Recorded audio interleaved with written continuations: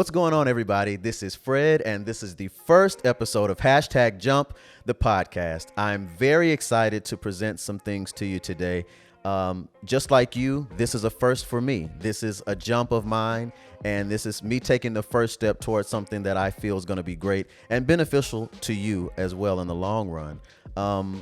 And you as well. This is symbolic for you. You're going to be taking the first step towards your dreams and a journey that you've never been on before. So you need to be prepared to do that. For those who saw the first promotional video that I did, I shot it on top of Pinnacle Mountain, and I did that on purpose. I did that because sometimes, to me, following your dreams or going into new uncharted territory is like climbing a mountain for the first time. You know, you're looking up, you're at the base of this mountain and you're looking up at this huge rock in front of you, and you're wondering, are you going to make it to the top? Are you going to get halfway up and decide that you're going to come back down? Is it going to be too hot for you? You know, do you have what it takes to climb the mountain? I know when I started to follow my dreams, and one of the first steps in that was when I wanted to move to New York for the first time. And I was meeting with my life coach, who's an amazing lady. Her name's Marna Franson, and she listened to everything that I had to say about my feelings, about my move, the things that I knew I had to do or that I felt I needed to do, and just listened to the anxiety and the worry and stress and all the angst that was in my voice about that experience of thinking about even wanting to move to New York. And she sat there calmly and she listened to me, and she was always a person who she never got flustered. She never got frazzled. She always was calm, and she always had great things to say. After listening to me, she gave me great feedback. And one of the things she said to me was, you're tackling this all wrong. You're looking at your move to New York as one big piece when it's actually multiple smaller pieces, and that we needed to tackle it as such. So she talked with me and gave me different ideas of what I could do in order to meet my end goal, but not look at it from the bigger picture, so to speak. Look at it in smaller pieces that would get me towards the end goal, you know? And when she said that, it took a lot of stress off of me. It took a lot of worry, a lot of anxiety away from me, because now I had a more practical way of looking at this goal, looking at this mountain that looked like it was insurmountable, you know, but breaking it down into smaller pieces allowed me to do different things at different times on the timeline that it took for me to make my move to New York, that were much more stress-free for me and that were much more practical. And I'm going to give you some tips on how you can do that and follow your dreams today. So if you've ever climbed Pinnacle Mountain, you know that there is a hard side and there's an easy side. They're both probably about the same to me, but there are markers from the base going all the way to the top, from 1 to 10. And so that's what we're going to think of when we are tackling our dream, or tackling whatever the first step or whatever the goal is that we have in mind, whatever the first move we want to make. We're not going to look at it as one big, large mountain. We're going to look at it as several different checkpoints. And so what I've done is prepared 6 steps for you, which I am calling the first step preparation kit, that you can put on your backpack while you're hiking up the mountain. And those things are going to help us tackle this mountain in a more efficient way. One of those first things that needs to happen is that you need to change your thoughts. Change your thoughts about yourself. Change your thoughts about the journey. You have to change your perspective. Going into something new, especially, this isn't necessarily for people that are doing something new for the first time. You could be, you know, a novice at doing what you're doing now, or someone who's actually quite experienced, but you want to achieve your dreams, on a higher level. But in order to do that, you have to change your perspective. A lot of times our self-worth comes into play, our self-image, things that we think about ourselves come to our minds, and we have to battle those things a lot, or at least I do, in order to do the things that we really want to do. And it's hard. Sometimes I've talked myself out of doing the very things that I know I want to do, that I know I'm going to get joy from doing, but I don't do it just because I've had those negative talks with myself. I've continued to think bad and negatively. So we have to change our negative outlook into a positive one. We have to eliminate stinking thinking, is what I call it. Practice positive speech. There's a book called The Greatest Salesman in the World that I read a few years ago. And there are several different mantras that it has, and the way that it's set up for you to read it, you say one mantra. I think one is, I'm going to succeed at life today, or I'm going to laugh at the world.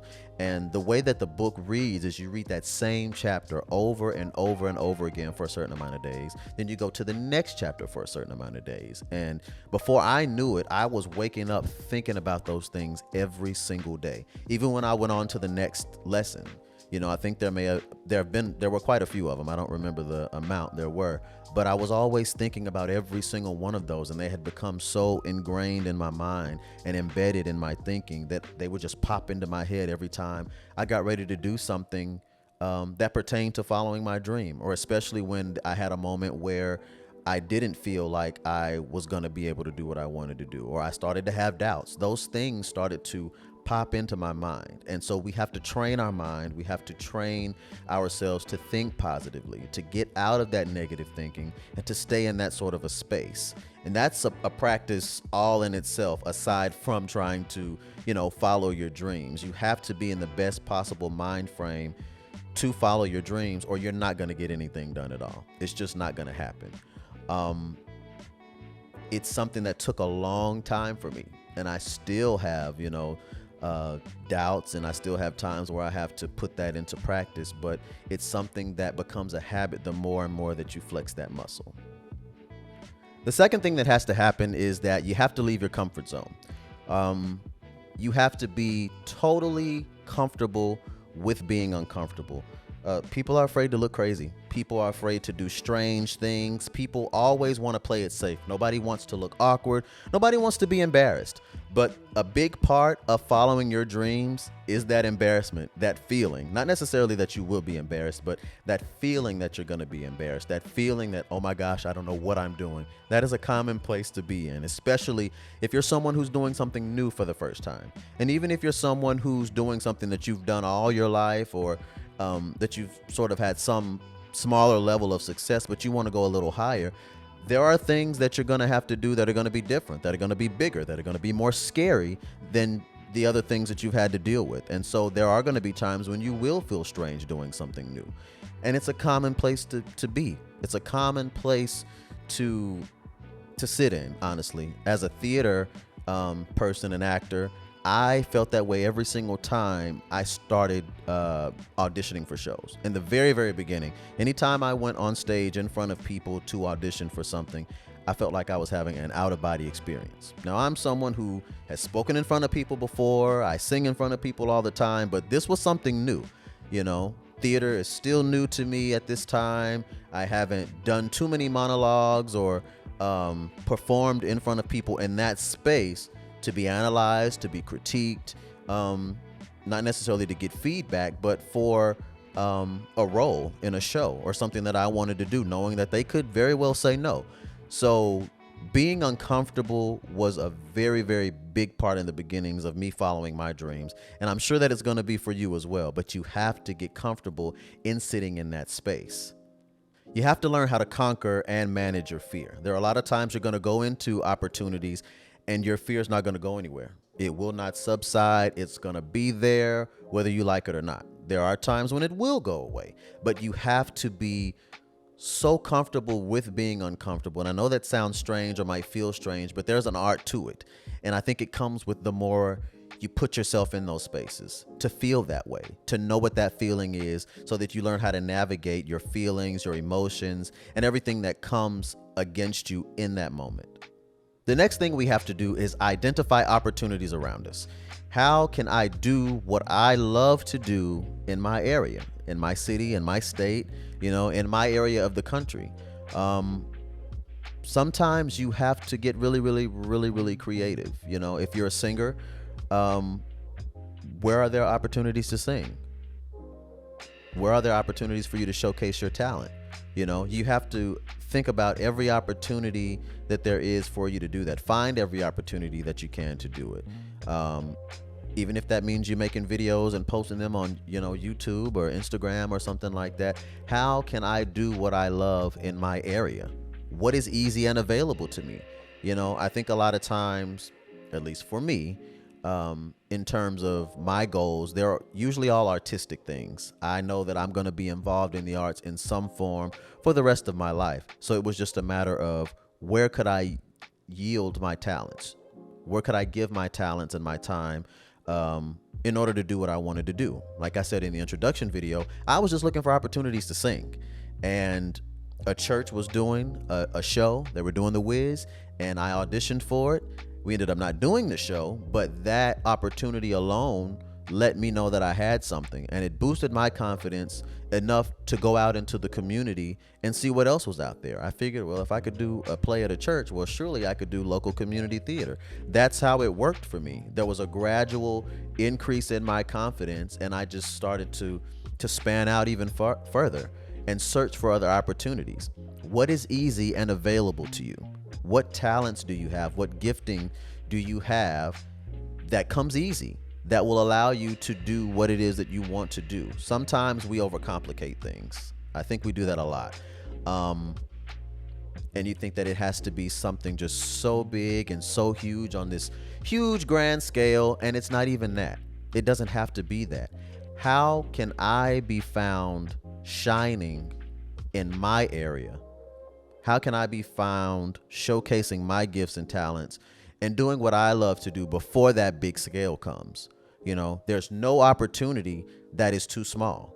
There's no opportunity that is too small, because you never know who's going to be watching, who is in the audience, who's going to see it. Once you put it out there, whether you're doing it in front of people, you know, and we're in a social media age where everybody has their phone out, everybody's recording. So you don't know who is capturing that moment. You don't know who's in the audience for that moment. If you are posting something on your own on social media, you never know whose eyes and ears are gonna watch it and see it. So you have to be able to find those opportunities. And if there are no opportunities, create them.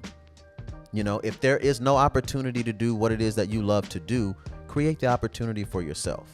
If you are a graphic designer, or you aspire to be a graphic designer, what did you draw today? What did you draw and post on social media today? What did you do to showcase your talent to someone else around you?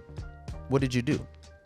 A lot of times we don't really think. We don't really exhaust all efforts, which is something I know I didn't do in the very beginning, to really do that thing that we love to do.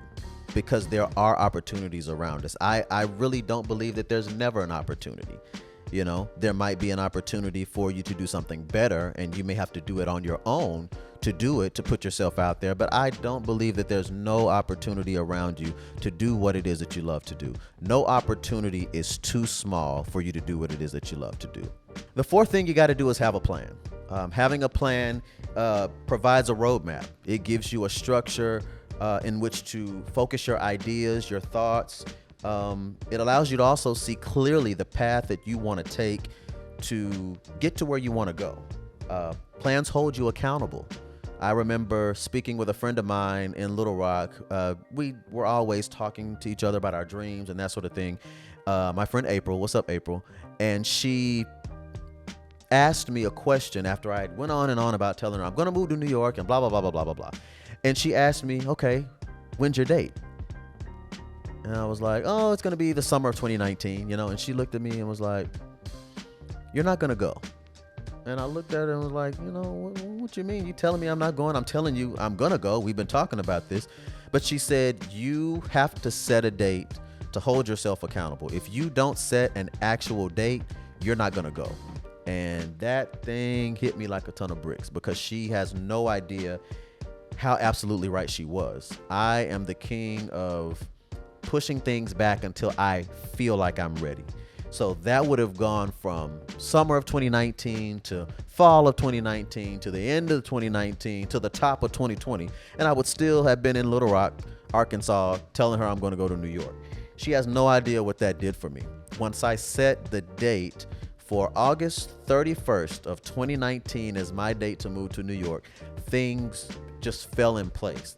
I totally realized I had a list of things I had to do. You know, I had a car. I had to sell the car. I needed to get out of my lease for my apartment. I needed to downsize my apartment. I needed to give things away. I needed to sell things. There were so many things that I needed to do. And that timeline made those things more definite, more real for me. So I could see exactly what I needed to do and sort of guesstimate how long it was going to take for me to do each one of those things. I was holding myself accountable because I set that date, because all those things had to be done by that date, well in advance, well before that date, because I didn't want to be scrambling and scruffling around trying to move to New York and still haven't taken care of the things that I needed to take care of. She has no idea what her saying that did for me. And I'm going to say it to you. You have to have a date, or you have to have a plan, really, in order to figure out how to execute what it is that you're going to do. And if it's something that is time sensitive, you most certainly have to have a date. You have to have a deadline. Don't be married to a plan. I am the king of plan A, plan B, plan C, plan D. It's a good thing to be prepared, but you also have to realize that plans do change. Not everything that you're going to do in your plan is going to stay the same. Your dreams might change. You know, as you're executing, your outcome might change, or the steps to get there might change. And so you have to be very, very flexible and pliable in order to adjust getting to your dream in the best way possible for you. You have to be open to change. So don't be married to that plan. Your desired outcome might change. The dream or goal you initially had might totally change. In that case, you may have to go back to the drawing board and start all the way over. You can't be afraid to quote unquote start over. It's not even really starting over. You're changing the plan. You're revamping the plan to suit your needs, to suit your desires, and to get to the place that you want to get to achieve the dreams that you want to get to help you go further on your journey to achieving your dreams. Knowing what those steps are crucial. Identifying what those steps and what the process is for you, specific to you, and what it is you want to do is very important. So you have to have a plan. The next thing we have to do, it's something that's pretty hard to do. You have to become unattached to outcomes. I know that going into certain situations, and for me as a theater person, going into auditions with the outcome of failure and success, basing that on whether I got the gig or not, you have to unattach yourself to those outcomes. I don't even like to say failure, honestly, or people say you win some, you lose some. I don't even think of it in those terms. I think of it as you win or you learn, or you win and you learn. And the good thing about it is either way you're winning. When you win, you win. And when you're learning, you're taking something from that experience that you're going to apply to the next time. You know, you're going to be that much better the next time you step into that room, or the next time you do what it is that you love to do. You'll be that much better, not because you lost, but because you learned. Failure is something that is inevitable when you're in pursuit of your dreams. It's something that is going to happen. There's no way to avoid it. There's no way to get around it. And you have to get accustomed to the trial and error of pursuing your dreams. Everything that you do, every step that you take is not going to yield positive results. And you have to always remember that. You have to look at the bigger picture. And for me, the bigger picture is strengthening that muscle of putting yourself in uncomfortable situations, doing things that scare you, practicing having that different mindset and speaking to yourself positively. All of these things are taking place, and you have to put all of those things into practice all at once. And becoming unattached to outcomes allows you to remember that that is the goal. That's the bigger picture. You do want to achieve your dreams and you do want that end result, but this is the bigger picture that carries you into even bigger and better opportunities, bigger and more lofty dreams that you might have. This is the thing that's going to keep you in that alignment and in that space. You can't be so focused on the outcome of failure and success. Also, when preparing to follow your dreams, you have to trust yourself. Trusting that you know what you want, you know what you're doing, even when you feel like you don't, but you have to trust that you have been so self-aware and have done so much research and planning and introspection of your life, of your dreams, of the things that are in your heart, that you know that this is the road that you want to be on, that this journey is one that you do want to happen. You do want to hike up that mountain and get to the top. This is the mountain that you want to climb. You have to trust the process. I know it's cliche, and it is, because people say it a lot, but it's something that's very, very true. You have to trust the process. I used to hate when people told me to trust the process, but you have to. You have to trust that the work that you're doing, that God, I haven't said this yet, but if you are a person who doesn't want to hear about God all the time, this might not be the podcast you want to listen to, because his name is going to come up a few times in this. But for me, you have to trust that God is going to not let your work be in vain, that the things that you are working towards, which are the desires that he's placed in your heart, are the things that he is going to bring about. These things are going to manifest, but it's because you've been doing the work for them to happen. So you have to trust the process. You can't do all of this work. It makes absolutely no sense to do all this work and not think that it's going to happen. You have to believe that it's going to happen. I remember being in voice lessons years and years and years and years ago, and feeling like I wasn't going to get it, feeling like I wasn't going to learn the things that I needed to learn, that I wasn't going to be successful in doing the thing that I wanted to do, which was sing, to the point where sometimes I went home, I cried. Sometimes it was just discouraging. But the one thing I noticed I never did was I never said I wasn't going back. I never said that. And to me, that sounds crazy. I hated that process. I hated that feeling of feeling like it wasn't going to happen. I even went in there one day and told my voice coach, maybe this isn't for me. But I still came back the next week.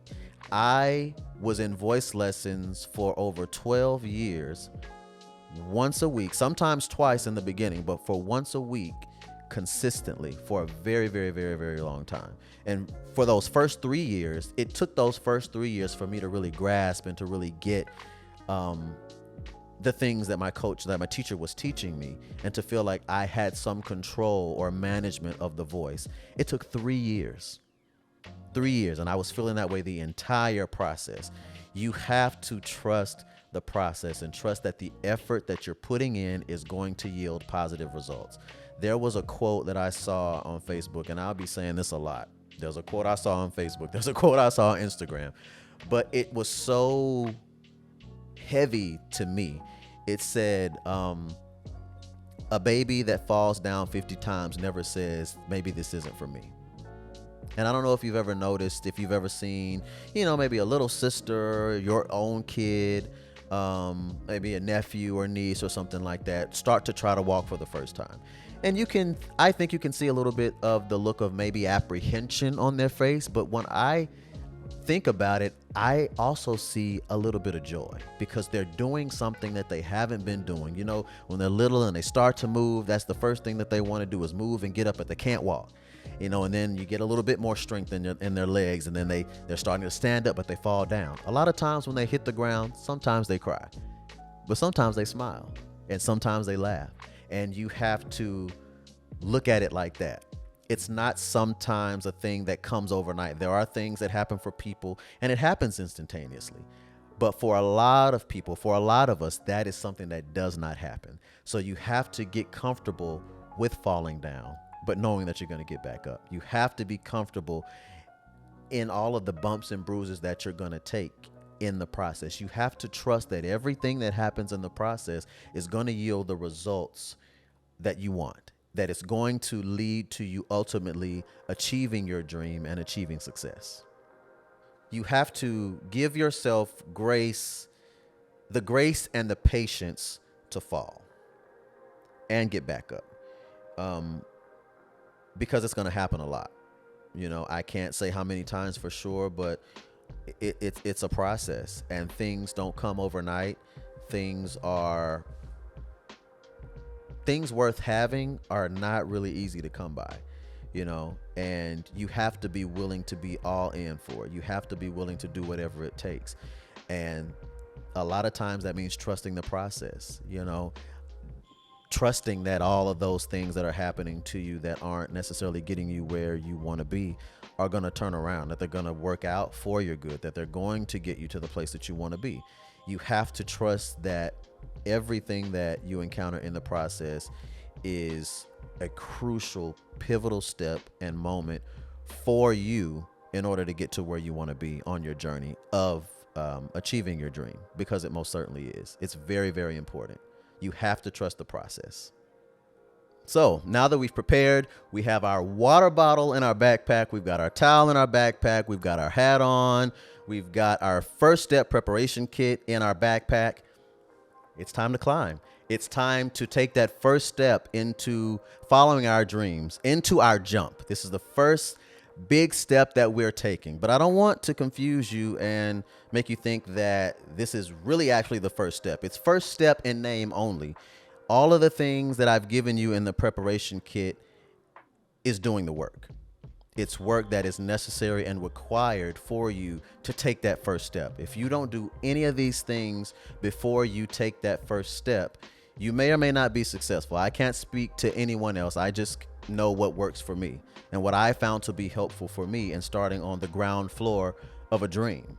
You know, standing at the base of that mountain and looking up and wanting to climb it, but not knowing if I was going to be successful, if I was going to make it to the top, if this was something that was going to be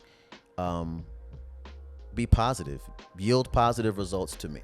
And I feel like if you put these 6 tools, these 6 steps for preparation into practice, you will be well on your way to taking the first steps for whatever your dream is. I want to congratulate you first for putting these steps into practice. I want to also wish you well on your journey of following your dreams. Hit me up on social media, email me, let me know how these steps have worked out for you. What ways have you followed these steps, and how has the journey been for you once you've put these steps into practice?